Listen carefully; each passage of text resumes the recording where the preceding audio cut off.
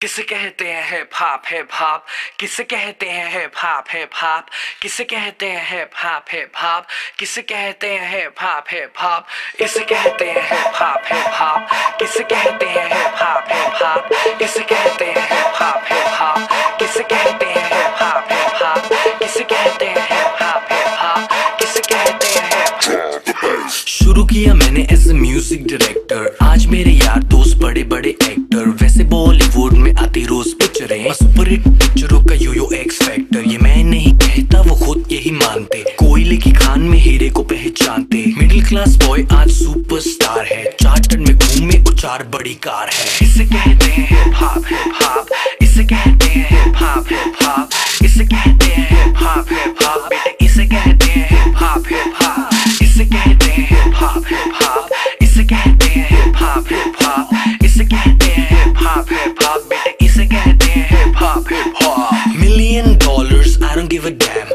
कुड़ियां शुड़ियां I don't give a damn, बड़ी है सोच मेरी बड़े हैं प्लान्स, जो कुछ भी हूँ आज cause of my fans, जो भी मैंने बोला वो मैं करके दिखाऊंगा, मेरे लिए दुआ करो ग्रैमी ले आऊंगा, सम बजरंग बली की देसी घी की बूंदी शक्कर पारे बंटवाऊंगा, जिस दिन